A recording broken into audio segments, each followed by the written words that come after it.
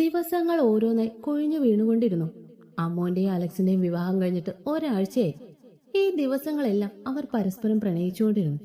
ഓരോ രാത്രിയിലും അവന്റെ പ്രണയിച്ചൂടി അവൾ തളർന്നു പോയിരുന്നു. ഇനി ഒരിക്കലും അവളെ നഷ്ടപ്പെടുത്താൻ തയ്യാറാകാതെ അവൻ അവളെ പൊതിഞ്ഞു പിടിച്ചിരുന്നു.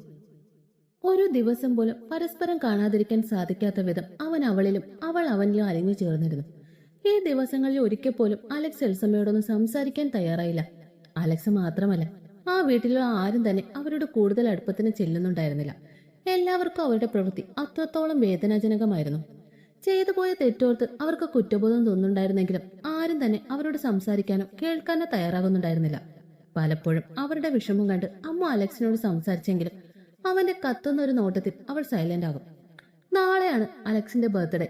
സിറ്റ് ഔട്ടിലിരുന്ന് അവൻ എന്ത് ഗിഫ്റ്റ് കൊടുക്കുമെന്ന് ആലോചിച്ചിരിക്കുകയാണ് അമ്മ. എന്നതാണ് മാളികയ്ക്ക് അലക്സ് മാത്യുവിന്റെ സഹധർമ്മിണി ഇവിടെ ചിന്താവിഷ്ടയായ രാധയായിരിക്കുന്നത്? പുറകിൽ നിന്നൊരു അശരീരി കേട്ടാണ് അമ്മ തിരിഞ്ഞു നോക്കിയത്. ഒരു പ്ലേറ്റ് നിറയെ ചിപ്സും കൊണ്ട് 32 പല്ലും വെളിയെ കാണിച്ച് ഇളിച്ചുകൊണ്ട് നിൽക്കുവാണ് നമ്മുടെ ലീനക്കൊച്ച്. ഓഹ്, രാധയല്ല സീത. നീ ഇങ്ങനെ പുരാണങ്ങളൊന്നും മാറ്റി എഴുതല്ലേ എന്റെ ലീനക്കൊച്ചേ. അവൾ അടുത്ത് വന്നിരുന്നതും അമ്മ പറഞ്ഞു. രാധയായാലും സീതയായാലും രണ്ടും ഒരു വഞ്ചിയിലെ യാത്രക്കാരാണല്ലോ. ഒന്നിനെ കെട്ടിയും കാട്ടിൽ ഉപേക്ഷിച്ചു, അടുത്തതിനെ കാമുക ഉപേക്ഷിച്ചു. രണ്ടും പ്രാണനാഥനാൽ ഉപേക്ഷിക്കപ്പെട്ടവർ. പിന്നെ രാധയായാലും എന്താ, സീത ആയാലും എന്താ? പ്ലേറ്റിൽ നിന്ന് ചിപ്സ് എടുത്ത് വായിലേക്ക് കുത്തുകയറ്റുന്നതിനിടെ അവൾ അമ്മുവിനോട് പറഞ്ഞത് അമ്മ അവളൊന്ന് അടുമുടി നോക്കി തിരിഞ്ഞിരുന്നു കൊണ്ട് വീണ്ടും ചിന്തയിലാണ്ടു. അല്ല, ഞാൻ ചോദിച്ചതിന് നീ മറുപടി പറഞ്ഞില്ല. നീ എന്താ ഇത്ര ഗഗനമായി ചിന്തിക്കുന്നത്? പ്ലേറ്റിലെ ചിപ്സ് അവൾക്ക് നേരെ നീട്ടിക്കൊണ്ട് ലീന ചോദിച്ചു. അത് നാളെ അച്ഛന്റെ ബർത്ത്ഡേ അല്ലേടാ, എന്ത് ഗിഫ്റ്റ് കൊടുക്കുമെന്ന് ആലോചിക്കുമായിരുന്നു. അവൾ കുറച്ച് ചിപ്സ് എടുത്തുകൊണ്ട് പറഞ്ഞു. ആഹാ, നേരാണല്ലോ, നാളെ അച്ഛന്റെ ബർത്ത്ഡേ. ഷോ, ഞാനത് മറന്നിരിക്കുമായിരുന്നു. അമ്മ പറഞ്ഞു കേട്ട് ലീന നെറ്റിയിൽ ഒഴിഞ്ഞുകൊണ്ട് പറഞ്ഞു. ഒരു കാര്യം ചെയ്, ഒരു ഷർട്ടും പാന്റും വാങ്ങിക്കൊടുക്ക്. അതൊക്കെ എല്ലാവരും കൊടുക്കുന്നതല്ലേ, വെറൈറ്റി ആയിട്ട് എന്തെങ്കിലും കൊടുക്കണം. വെറൈറ്റി ആയിട്ട് ഇപ്പൊ എന്നതാ കൊടുക്കുക? ആ, നമുക്ക് ഉച്ചയ്ക്ക് ശേഷം പുറത്തു പോവാം. ആ ഗിഫ്റ്റ് ഷോപ്പിൽ കയറി നോക്കാം, എന്നതിലും കിട്ടാതിരിക്കില്ല. എന്താ? ഡൺ. ലീന അമ്മൂനെ നോക്കി ചോദിച്ചതും അവൾ സമ്മതിച്ചുകൊണ്ട് ചിപ്സ് കഴിക്കാൻ തുടങ്ങി. എന്നതാണ് രണ്ടും കൂടി ഗൂഢാലോചന? പുറകിൽ നിന്നുള്ള സൗണ്ട് കേട്ടാണ് രണ്ടുപേരും തിരിഞ്ഞു നോക്കിയത്. എബി അലക്സും കൂടി പുറത്തേക്ക് പോകാനായി റെഡിയായിട്ട് വരികയായിരുന്നു. ആഹാ, വിക്രമാദിത്യനും വേതാളം കൂടി എങ്ങോട്ടാ രാവിലെ തന്നെ? ഡീഡി. അവരെ നോക്കിക്കൊണ്ട് ലീന ചോദിച്ചതും അലക്സ് കപട ദേഷ്യത്തിൽ അവളെ അടിക്കാനായി വന്നു. നല്ലതൊന്നങ്ങ് കൊടുക്കളിയ, ഇവൾക്കിപ്പോ നമ്മളെയൊന്നും ഒരു ബഹുമാനവും ഇല്ല. പിന്നെ നിന്ന് എബി പറയുന്നത് കേട്ടതും അവൾ അവനെ ഒന്ന് കൂർപ്പിച്ചു നോക്കി. എന്താടി നോക്കി പഠിപ്പിക്കുന്നേ? ഒന്നങ്ങ് വെച്ച് തന്നാലുണ്ടല്ലോ. അയ്യടാ, ഇങ്ങ് ബാ, ഈ തല്ലുമ്പോ ഞാൻ നിന്ന് കൊണ്ടുവരാം, അതിനിമ്മണി പൊളിക്കും. അവൻ അവളെ ദേഷ്യം പിടിപ്പിക്കാനായി പറഞ്ഞത് അവൾ അവനോട് ഒരു പുച്ഛത്തോടെ പറഞ്ഞു. ആഹാ, എന്നാ ഇപ്പൊ തന്നെ തരാം. അതും പറഞ്ഞുകൊണ്ട് അവൻ അവളുടെ അടുത്തേക്ക് ചെന്നതും അവൾ പിടികൊടുക്കാതെ അവിടെ നിന്ന് ഓടാൻ തുടങ്ങി. എബിയുടെയും ലീനയുടെയും കളികൾ കണ്ട് ചിരിച്ചുകൊണ്ട് നിൽക്കുമായിരുന്ന അമ്മു കഴുത്തിൽ ഒരു നിശ്വാസം തട്ടിയപ്പോഴാണ് തിരിഞ്ഞു നോക്കിയത്. പിന്നിൽ അലക്സ് അവളെ തന്നെ നോക്കി നിൽക്കുമായിരുന്നു. എവിടെ പോവാ രണ്ടുപേരും കൂടി? പെട്ടെന്നൊന്ന് ഞെട്ടിയെങ്കിലും അവൾ അവനോട് ചോദിച്ചു. നമ്മുടെ ഹോസ്പിറ്റൽ വരെ ഒന്ന് പോണം, അവിടെ കുറച്ച് ജോലിയുണ്ട്. അതും പറഞ്ഞുകൊണ്ട് അവൻ അവളുടെ അടുത്തേക്ക് നീങ്ങി നിന്നു. അവനെ നോക്കി ചിരിച്ചുകൊണ്ട് അവൾ ഒരു ചിപ്സ് എടുത്ത് വായിലേക്ക് വെച്ചു. എനിക്കില്ലേ ചിപ്സ്? അവളുടെ ചുണ്ടുകളുടെ ഇടയിലായിരിക്കുന്ന ചിപ്സിലേക്ക് നോക്കി അവൻ ചോദിച്ചതും അവന്റെ നോട്ടത്തിൽ പതറിപ്പോയ അമ്മു പെട്ടെന്ന് തന്നെ അവളുടെ കയ്യിലിരുന്ന ചിപ്സ് അവന്റെ നേർക്ക് നീട്ടി. എനിക്കിതല്ല വേണ്ടത്. അവളുടെ കയ്യിലേക്കൊന്ന് നോക്കിക്കൊണ്ട് അവളുടെ അടുത്തേക്ക് കുറച്ചുകൂടി നീങ്ങി നിന്നുകൊണ്ട് അവൻ പറഞ്ഞതും അവൾ സംശയത്തോടെ അവന്റെ മുഖത്തേക്ക് നോക്കി. എന്നാൽ പെട്ടെന്ന് അലക്സ് അവളുടെ കൈ പിടിച്ചു വലിച്ച് അവന്റെ നെഞ്ചിലേക്ക് ഇട്ടുകൊണ്ട് അവളുടെ ചുണ്ടുകൾ അവന്റേതുമായി കൊരുത്തു. എന്താണ് സംഭവിച്ചെന്ന് അമ്മുവിന് മനസ്സിലായപ്പോഴേക്കും അലക്സ് അവളെ വിട്ട് പുറത്തേക്ക് നടന്നിരുന്നു. അവൾ ഞെട്ടിക്കൊണ്ട് ചുറ്റിനും നോക്കിയതും എബിയെ ലീനെ ഇപ്പോഴും തല്ലുകൂടുന്ന തിരക്കിലായിരുന്നു. അവൾ ആശ്വാസത്തോടെ നെഞ്ചി കൈവച്ചുകൊണ്ട് ശ്വാസം എടുത്തുകൊണ്ട് അലക്സിനെ നോക്കിയതും അവൻ അവളുടെ വായിൽ നിന്നെടുത്ത ചിപ്സും ചവച്ചുകൊണ്ട് കാറി ചാരി നിന്ന് അവളെ നോക്കി സൈറ്റടിച്ച് കാണിച്ചു. അവൾ അവനെ ഒന്ന് കോർപ്പിച്ചു നോക്കിയതും അവൻ അവളെ നോക്കി ചുണ്ട് കൂർപ്പിച്ചുകൊണ്ട് ഉമ്മ എന്ന് കാണിച്ചു. അത് കണ്ടതും അവളുടെ ചുണ്ടിലും ഒരു പുഞ്ചിരി വിടർന്നു. അതേ ചിരി അവനിലും ഉണ്ടായിരുന്നു. ആടിയൊക്കെ കഴിഞ്ഞ് എബി വന്നതും അലക്സ് അവനെ ഒന്ന് ഒഴിഞ്ഞു നോക്കി. എന്നെ എന്നാത്തിനാ ഇങ്ങനെ നോക്കുന്നേ? ഞാനല്ല, നിന്റെ പെങ്ങളല്ലേ കാര്യം ഉണ്ടാക്കിയേ. ആര് കാര്യം ഉണ്ടാക്കിയാലും അവളെന്ന് വാങ്ങിച്ചു കൂട്ടിയപ്പോ സമാധാനമായല്ലോ. അവനെ നോക്കി നിഷ്കളങ്കതയോടെ എബി പറഞ്ഞതും അവൻ തിരിച്ചു ചോദിച്ചു. അത് പിന്നെ നിന്റെ പെങ്ങളെ വല്ല ഡാൻസും പാട്ടും പഠിക്കാൻ വിടാതെ കരാട്ടയും കുമ്പുമൊക്കെ പഠിക്കാൻ വിട്ട് എന്നെ പോലെ പാവപ്പെട്ട ചെക്കന്മാരുടെ ഗതി ഇത് തന്നെയായിരിക്കും. ഒരു പരാതി പോലെ എബി പറഞ്ഞതും അലക്സ് അവനെ നോക്കി കണ്ണുരുട്ടിക്കൊണ്ട് പറഞ്ഞു. നാണമില്ലല്ലോ അവളുടെ കയ്യിൽ നിന്ന് തല്ലു വാങ്ങിച്ചിട്ടെന്ന് ന്യായം പറയാൻ. നിന്നോട് പറഞ്ഞിട്ട് ഒരു കാര്യമില്ല. വാ, വന്ന് വണ്ടി കയറി. അതും പറഞ്ഞുകൊണ്ട് അവൻ ഡ്രൈവിംഗ് സീറ്റിലേക്ക് കയറി. ആ, ഇതിനൊക്കെ കെട്ടിക്കഴിഞ്ഞ് ഞാൻ പ്രതികാരം ചെയ്തോളാം. നീ നോക്കിക്കോ, കെട്ടിയെന്റെ 6 പിള്ളേരെ അവളെ കൊണ്ട് പ്രസവിപ്പിച്ച് ആ പ്രസവം ഞാൻ എന്റെ ഈ കൈ കൊണ്ട് എടുത്തിട്ട് എന്നിലെ പ്രതികാരം അടങ്ങും. അങ്ങോട്ട് ചെല്ല്, നിന്നെ ഇടിച്ച് നിന്റെ 6 എല്ലുകൾ അവൾ ഊരിയെടുക്കാതെ നീ നോക്കിക്കോ. എബി പറഞ്ഞു തീർന്നതും അവനെ പുച്ഛത്തോടെ നോക്കി പറഞ്ഞുകൊണ്ട് അവൻ അവരെ നോക്കി നിൽക്കുന്ന അമ്മോന്റെ നേർക്ക് കൈവീശി കാണിച്ചു. അവൾ തിരിച്ച് അവനെ നോക്കി ടാറ്റ പറഞ്ഞതും അവനൊരു പുഞ്ചിരിയോടെ കാർ സ്റ്റാർട്ട് ചെയ്തു. അപ്പോഴും ദേഹോപദ്രവം ഏൽക്കാതെ തന്റെ പ്രതികാരം എങ്ങനെ പൂർത്തിയാക്കാമെന്ന ചിന്തയിലായിരുന്നു എബി. അപ്പുവിന്റെ കൈയും കാലം പിടിച്ച് പുതിയൊരു ജോബ് ഇന്റർവ്യൂവിന് പോയിട്ട് വരികയായിരുന്നു മാളു. അവളെ ജോലിക്ക് വിടാൻ അവൻ ഒട്ടും മനസ്സുണ്ടായിരുന്നില്ല. എത്രയൊക്കെ ശാസ്ത്രം പുരോഗമിച്ചാലും ആണുങ്ങളുടെ മനസ്സ് അന്നും ഇന്നും ഒരുപോലെയാണല്ലോ. തന്റെ ഭാര്യ തന്റെയും തന്റെ മക്കളുടെയും കാര്യങ്ങൾ നോക്കി നിൽക്കണമെന്നാണല്ലോ ചില ആണുങ്ങളുടെ പക്ഷം. അപ്പോ ആ കാറ്റഗറിയിൽപ്പെട്ട ആളായിരുന്നു. ഇതിപ്പോ ഹരിയച്ചന്റെയും മീരാമ്മയുടെയും ശക്തമായ റെക്കമെൻഡേഷൻ കൂടി ഉള്ളതുകൊണ്ട് പോകാൻ പറ്റി. ഇന്റർവ്യൂ നല്ല രീതിയിൽ അറ്റൻഡ് ചെയ്ത സന്തോഷത്തിൽ വീട്ടിലേക്ക് വരുമ്പോഴാണ് വഴിയിൽ നിന്നും വിമൽ അവളുടെ വണ്ടിക്ക് കൈ കാണിക്കുന്നത്. വണ്ടി സൈഡ് ഒതുക്കി നിർത്തിയിട്ട് അവൾ അവനെയൊന്ന് നോക്കി. ഒരാഴ്ച കൊണ്ട് അവൻ ആകെ മാറിപ്പോയിരുന്നു. എന്താ? അടുത്തേക്ക് വരുന്ന വിമലിനെ നോക്കി അവൾ ഗൗരവത്തോട് ചോദിച്ചു. അത് എനിക്കൊന്ന് ഏട്ടത്തിയെ കാണണം. ഏതേട്ടത്തി? അവൻ ഇടർച്ചയോടെ പറഞ്ഞതും അവൾ അവനോട് അതേ ഗൗരവത്തോട് ചോദിച്ചു. അതിനവൻ ദയനീയമായൊന്ന് നോക്കിയതേ ഉള്ളൂ. വണ്ടി സ്റ്റാൻഡിൽ വെച്ച് ഒതുക്കി നിർത്തിയിട്ട് അവൾ അവന്റെ അടുത്തേക്ക് ഇറങ്ങിച്ചെന്നുകൊണ്ട് പറഞ്ഞു. നോക്കു വിമൽ, അമ്മു ഇപ്പൊ നിന്റെ ഏട്ടത്തിയല്ല, നിന്റെ ഏട്ടന്റെ ഭാര്യയുമല്ല. അതുകൊണ്ട് ഈ ഏട്ടത്തി പ്രയോഗം ഇനി വേണ്ട. പിന്നെ അമ്മുവിനെ കാണുന്ന കാര്യം അതിന് അവൾക്ക് ഒട്ടും താല്പര്യം ഉണ്ടാകില്ല. കാരണം അവൾ ഏറ്റവും കൂടുതൽ വെറുക്കുന്ന കൂട്ടത്തിലുള്ള ആളാണ് താനും. നിങ്ങളെയൊക്കെ കാണാൻ അവൾ ഒട്ടും തന്നെ ആഗ്രഹിക്കുന്നില്ല. അവൾ അവന്റെ മുഖത്ത് നോക്കി പറഞ്ഞത് അവൻ അവളെ നോക്കി ഒരു വിളറിയ പുഞ്ചിരി നൽകി. അറിയാം, ഏടത്തി ഞങ്ങളോട് ഒരിക്കലും പൊറുക്കില്ല. എങ്കിലും ചെയ്തു പോയ തെറ്റിനും മാപ്പ് പറയാനൊരു അവസരമെങ്കിലും തരണം. ഇല്ലെങ്കിൽ ഈ ജന്മം സ്വസ്ഥമായിട്ടൊന്ന് ഉറങ്ങാൻ പോലും കഴിയില്ല. ഏടത്തിയോടൊന്നും പറയണം, മാപ്പ് പറയാനെങ്കിലും എന്നെ ഒന്ന് അനുവദിക്കണമെന്ന്. അതും പറഞ്ഞുകൊണ്ട് നിറഞ്ഞു വന്ന കണ്ണുകൾ തുടച്ചുകൊണ്ട് അവൻ തിരിഞ്ഞു നടന്നു. അവൻ പോയത് നോക്കി ഒന്നും പറയാനാകാതെ മാളു നിശ്ചലമായി നിന്നു. ഉച്ചയ്ക്ക് ഊണും കഴിഞ്ഞ് ഷോപ്പിങ്ങിന് പോകാൻ നിൽക്കുവാണ് അമ്മൂ ലീന കൊച്ചും. ഡേ, കൈ കാശൊക്കെ ഉണ്ടല്ലോ അല്ലേ? ഒരുങ്ങി ഇറങ്ങുന്നതിനിടെ ലീന അമ്മൂനോട് ചോദിച്ചു. അതിനവള് രൂക്ഷമായി ഒന്ന് നോക്കിയതും ലീന അവളെ നോക്കി ഒന്ന് വിളിച്ചു കാണിച്ചു. വല്യമ്മച്ചി, ഞങ്ങൾ ഇറങ്ങുവാണേ. അതും വിളിച്ചു പറഞ്ഞുകൊണ്ട് അവർ പുറത്തേക്ക് ഇറങ്ങി. സിറ്റ് ഔട്ടിലിരുന്ന വല്യപ്പച്ചന്റെ കവളിൽ രണ്ടുപേരും ഓരോ മുത്തവും കൊടുത്ത് എല്ലാവരോടും യാത്ര പറഞ്ഞുകൊണ്ട് അവർ പുറത്തേക്ക് ഇറങ്ങിയതും അലക്സിന്റെ കാർ അകത്തേക്ക് കയറിയതും ഒരുമിച്ചായിരുന്നു. എല്ലാം തേഞ്ഞു എന്ന രീതിയിൽ ലീനെ സസ്പെൻസ് പൊളിഞ്ഞു എന്ന നിരാശയിൽ അമ്മുവും പരസ്പരം നോക്കി. ഡ്രൈവിംഗ് സീറ്റിൽ നിന്നും അവരെ നോക്കി സംശയത്തോടെ ഇറങ്ങുന്ന അലക്സിനെ കണ്ട് അമ്മു ഒന്ന് എളിച്ചു കാണിച്ചു. നിങ്ങൾ എവിടെ പോവാ? അവരുടെ അടുത്തേക്ക് വന്ന് ഒരു സംശയത്തോടെ അലക്സ് ചോദിച്ചതും അമ്മു എന്ത് പറയണമെന്നറിയാതെ പകച്ചു നിന്നു. ഞങ്ങൾ ഷോപ്പിങ്ങിന് പോവാ അച്ചായ. അവൾ ഒന്നും മിണ്ടാതെ നിൽക്കുന്നത് കണ്ട് ലീന പെട്ടെന്ന് പറഞ്ഞു. ഷോപ്പിങ്ങോ? എന്നിട്ട് രാവിലെ നിങ്ങളൊന്നും പറഞ്ഞില്ലല്ലോ? ലീന പറയുന്ന കേട്ട് എബി ചോദിച്ചു.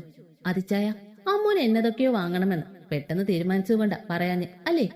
ലീന അലക്സിനെ നോക്കി പറഞ്ഞുകൊണ്ട് അമ്മൂനോട് ചോദിച്ചതും അവൾ അതേ എന്ന് തലകുലുക്കി. ബാ, വന്ന് വണ്ടിയിൽ കയറി, ഞാൻ കൊണ്ടുപോവാ. ഇച്ചായ, അലക്സ് അതും പറഞ്ഞുകൊണ്ട് കാറിനടുത്തേക്ക് നടന്നതും ലീന പിന്നിൽ നിന്ന് വിളിച്ചു. അത് ഇച്ചായും ബുദ്ധിമുട്ടണ്ട, ഞങ്ങൾ പൊയ്ക്കോളാം. മാത്രല്ല, നിങ്ങൾ വന്നതല്ലേ ഉള്ളൂ, ഭക്ഷണമൊക്കെ കഴിക്കണ്ടേ? ഞങ്ങൾ പോയിട്ട് പെട്ടെന്ന് വന്നോളാം. പിന്നെ ഞാനൊന്ന് ഡ്രൈവ് ചെയ്തിട്ട് തന്നെ കുറെ നാളായില്ലേ? അവൾ ചിരിച്ചുകൊണ്ട് പറഞ്ഞതും അവർ അവരെ ഒന്ന് നോക്കിയിട്ട് തലകുലുക്കി. ഒന്ന് മൂളിയിട്ട് അലക്സ് പോക്കറ്റിൽ നിന്നും വാലറ്റ് എടുത്ത് അതിൽ നിന്നും കാർഡ് എടുത്ത് അവളുടെ കയ്യിൽ കൊടുത്തു. ക്യാഷ് എന്റെ കയ്യിലുണ്ട് ചായ. അവൾ അവനോടായി പറഞ്ഞതും അവൻ അവളെ ഒന്ന് നോക്കിയിട്ട് പറഞ്ഞു. എന്റെ പെണ്ണിന് വേണ്ടത് വാങ്ങിത്തരാൻ എന്റെ കയ്യിൽ ക്യാഷ് ഉണ്ട്. തൽക്കാലം പൊന്നുമോൾ ഇത് പിടിക്ക്, എന്നിട്ട് പോയി വേണ്ടത് എന്താന്ന് വെച്ചാൽ വാങ്ങിക്കും.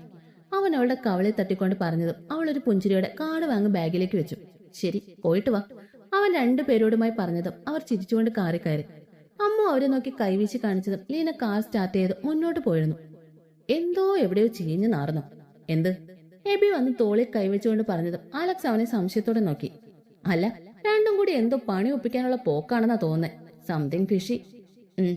എബി പറഞ്ഞതും അലക്സ് ഒന്ന് മൂളിക്കൊണ്ട് അകത്തേക്ക് നടന്നു. ഷോപ്പിംഗ് കഴിഞ്ഞ് തിരിച്ചു വരികയാണ് അമ്മു ലീന. ലീനയാണെങ്കിൽ അമ്മുവിനെ നോക്കി ദഹിപ്പിക്കുന്നുണ്ട്. വെറൈറ്റി ഗിഫ്റ്റ് വേണമെന്ന് പറഞ്ഞ് കടയായ കടയെല്ലാം കയറി നിരങ്ങിയിട്ടും അവനൊരു മുണ്ട് ഷർട്ട് മാത്രം വാങ്ങി വെച്ചിരിക്കുകയാണ് അമ്മു. പിന്നെ എങ്ങനെ പുള്ളിക്കാരിക്ക് ദേഷ്യം വരാതിരിക്കും? ലീനയോട് ഇപ്പൊ സംസാരിക്കുന്നത് ആരോഗ്യത്തിന് ഹാനികരമാണെന്ന് മനസ്സിലായതുകൊണ്ട് തന്നെ അമ്മ ഒന്നും മിണ്ടാതെ പുറത്തെ കാഴ്ചകളും കണ്ടിരുന്നു. എങ്കിലും ഇടയ്ക്കിടയ്ക്ക് ഇടം കണ്ടിട്ട് അവളെ നോക്കുന്നുണ്ട്. വണ്ടി തറവാടിന്റെ മുറ്റത്തേക്ക് കയറ്റിയതും അമ്മ അവളെ നോക്കി ഒന്ന് ചിരിച്ചു കാണിച്ചു. ദേ, കിണിക്കല്ലേ അമ്മോ, എനിക്ക് ചൊറിഞ്ഞു കയറുവാ. സോറിടാ, ഞാൻ അവിടെ നോക്കിയിട്ട് ഇച്ചതിന് പറ്റിയ ഗിഫ്റ്റ് ഒന്നും കണ്ടില്ല, അതല്ലേ ഒന്നും വാങ്ങാത്തത്. അവളുടെ ചിരി കണ്ട് ലീന ദേഷ്യപ്പെട്ടതും അമ്മ ഒരു കൊഞ്ചലോടെ അവളോട് പറഞ്ഞു. നിന്നോട് പറഞ്ഞിട്ട് ഒരു കാര്യമില്ല, കിട്ടിയ കാശ് മുതലൊക്കെ അറിയാത്ത മന്ദബുദ്ധി. അവൾ ഡോർ തുറന്ന് ഇറങ്ങുന്നതോടൊപ്പം അമ്മുവിനെ പുച്ഛിച്ചുകൊണ്ട് പറഞ്ഞു. ഓ, ഞാൻ മുതലാക്കിയില്ലെങ്കിൽ എന്താ, ഇച്ചെന്റെ പുന്നാരപ്പെങ്ങ നന്നായിട്ട് മുതലാക്കിയിട്ടുണ്ടല്ലോ. അമ്മുവും പുറത്തേക്ക് ഇറങ്ങി ലീനയുടെ താടി പിടിച്ചുകൊണ്ട് പറഞ്ഞു. അതിന് ലീന ഒന്ന് ഇളിച്ചു കാണിച്ചുകൊണ്ട് അകത്തേക്ക് നടന്നു. പിന്നാലെ തന്നെ അമ്മു. അകത്തേക്ക് കയറിയതും അലക്സ് ഒഴികെ മറ്റുള്ളവർ എല്ലാം തന്നെ അവിടെ ഉണ്ടായിരുന്നു. എല്ലാവരോടും ചെറിയ രീതിയിൽ വിശേഷമൊക്കെ പറഞ്ഞുകൊണ്ട് അമ്മു റൂമിലേക്ക് പോയി. അവൾ ചെല്ലുമ്പോൾ അലക്സ് കുളിക്കുകയായിരുന്നു. അവൾ പതിയെ വാങ്ങിയ ഷർട്ടും കൊണ്ട് കബോർഡിൽ വെച്ചടച്ചു. എന്നിട്ട് മാറിയിടാനുള്ള ഡ്രസ്സ് എടുത്ത് കട്ടിൽ വെച്ചുകൊണ്ട് തോളിൽ പിൻ ചെയ്ത് വെച്ചിരുന്ന ഷോൾ അഴിച്ച് സ്റ്റാൻഡിലേക്ക് ഇട്ടു. ടോപ്പ് ഊരാനായി പൊക്കുമ്പോഴാണ് ഡോർ തുറന്നുകൊണ്ട് അലക്സ് പുറത്തേക്ക് ഇറങ്ങിയത്. മുണ്ടെടുത്ത് ടവൽ കൊണ്ട് തല തുവർത്തി വരുന്ന അലക്സിനെ അവൾ വായും തുറന്ന് നോക്കി നിന്നു. ദൈവമേ, ഇങ്ങൾക്ക് ഇത്രയും ഗ്ലാമർ ഉണ്ടായിരുന്നു, അമ്മു ആത്മകഥം പറഞ്ഞു. പക്ഷെ ലൗഡ് സ്പീക്കർ ഇത്തിരി ഓൺ ആയതുകൊണ്ട് പറഞ്ഞത് മൊത്തം അലക്സ് വ്യക്തമായി കേട്ടു. അവനൊരു കള്ളച്ചിരിയോടെ അവളുടെ അടുത്തേക്ക് വന്നു. എന്താണ് ഭാര്യ, ഭർത്താവിന്റെ സൗന്ദര്യം ആസ്വദിക്കുകയാണോ? ടവൽ കൊണ്ട് അവളെ കുറുക്കിന് പിടിച്ചുകൊണ്ട് അവൻ ചോദിച്ചു. എന്നാൽ അവൾ നോക്കിയത് അവന്റെ നെഞ്ചിലെ പച്ചകുത്തിയ അവളുടെ പേരിലായിരുന്നു. വിടർന്ന കണ്ണുകളോടെ അവൾ അതിൽ തന്നെ നോക്കി നിന്നു. എന്റെ കൊച്ചത് നേരത്തെ ഒന്നും കണ്ടില്ലായിരുന്നോ? അമ്മ എന്റെ നെഞ്ചി നോക്കുന്ന കണ്ട് അവൻ അവളെ താടി പിടിച്ചുയർത്തിക്കൊണ്ട് അവളോട് ചോദിച്ചു.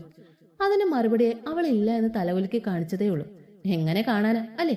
ആ സമയത്തൊക്കെ എന്റെ കൊച്ചു വേറെ അവസ്ഥയിലാണല്ലോ അല്ലേ? നാവ് കൊണ്ട് ഇടങ്കവൾ ഒഴിഞ്ഞുകൊണ്ട് അവൻ ചോദിച്ചതും അവൾ അവന്റെ നെഞ്ചി പല്ലുകളാഴ്ത്തി. ആ സുഖമുള്ള നോവ് അവനൊരു ചിരിയോടെ ആസ്വദിച്ചു. മുഖമുയർത്തി നോക്കിയ അമ്മു അവന്റെ കണ്ണിലെ കുസൃതി കണ്ടതും അവന്റെ നെഞ്ചി ചുണ്ടുകൾ ചേർത്തു. അതെ, ഇങ്ങനെ നിൽക്കുമ്പോ എനിക്ക് പലതും തോന്നുക. നമുക്ക് ശരിക്കൊന്ന് കൂടിയാലോ? ചിപ്പോ വഷളൻ. അലക്സ് ഒരു കണ്ണിറക്കിക്കൊണ്ട് വഷളച്ചിരിയോടെ പറഞ്ഞതും അവൾ അവന്റെ നെഞ്ചിലൊരു കുത്തു കൊടുത്തു. ഞാൻ എന്റെ പെണ്ണിനോടല്ലേ വഷളത്തരം പറയുന്നത്? ഇനിയും പറയും. പറയുക മാത്രമല്ല, പ്രവർത്തിക്കുകയും ചെയ്യും ഇതുപോലെ. അതും പറഞ്ഞുകൊണ്ട് അവൻ അവളുടെ ചുണ്ടുകൾ കവർന്നു.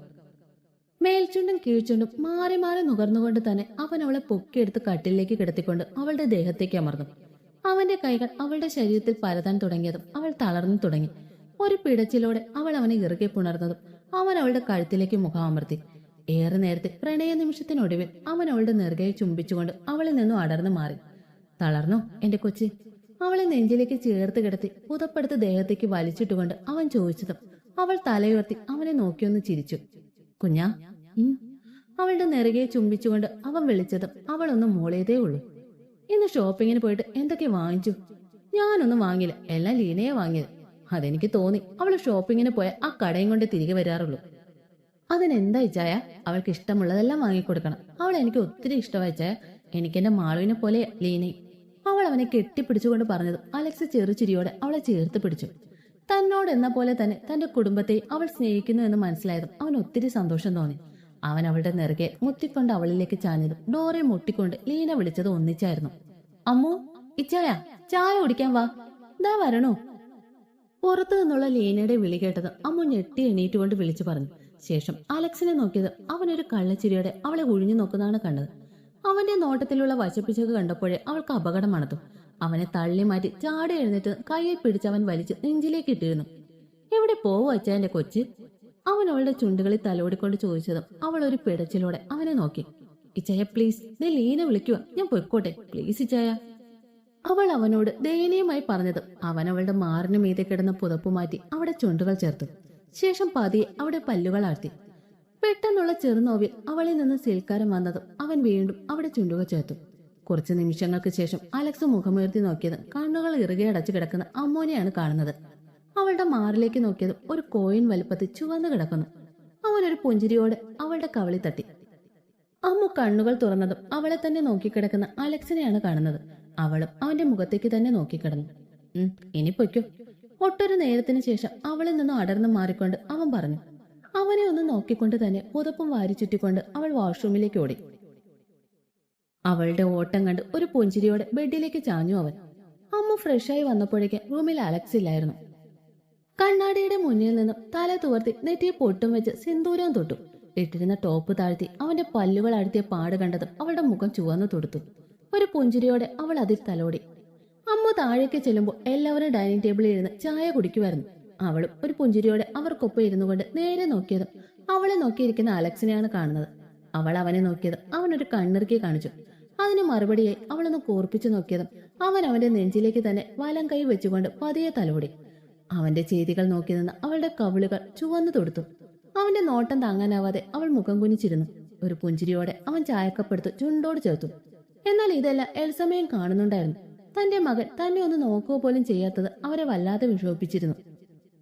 എല്ലാവരും ഓരോ കാര്യങ്ങൾ പറയുന്നുണ്ടെങ്കിലും അവരുടെ മനസ്സ് വല്ലാതെ അസ്വസ്ഥതയായിരുന്നു. അവർ അലക്സിനെ അമ്മൂനെയും മാറി മാറി നോക്കിക്കൊണ്ടിരുന്നു. ഡി, രാത്രിയിലെ കാര്യം എങ്ങനെ? പ്ലാൻ ചെയ്തതുപോലെയല്ലേ? ബാൽക്കണിയിലിരുന്ന് നക്ഷത്രങ്ങളെ നോക്കിക്കൊണ്ടിരുന്നപ്പോഴാണ് ലീന അമ്മൂനോട് ചോദിക്കുന്നത്. എബിച്ചായനോട് പറഞ്ഞു. അവൾ തിരികെ ഒന്ന് മൂളിക്കൊണ്ട് ചോദിച്ചു. പറഞ്ഞു. ഇച്ചായൻ 10 മണിയൊക്കെ ആകുമ്പോ വരും. അല്ല, നീ എന്ത് ഗിഫ്റ്റാ ഇച്ചായന് കൊടുക്കുക? ഇന്നൊന്നും വാങ്ങിയില്ലല്ലോ. ലീന അമ്മൂനോട് ചോദിച്ചതും അവൾ ഒന്നും വേണ്ടാതെ ഒരു പുഞ്ചിരിയോടെ ആകാശത്തേക്ക് നോക്കിയിരുന്നു. ഈ ജീവിതത്തിൽ ഇച്ചായൻ ഒരിക്കലും മറക്കാനാവാത്ത ഗിഫ്റ്റാണ് ഞാൻ ഇച്ചായന് തരാൻ പോകുന്നത്.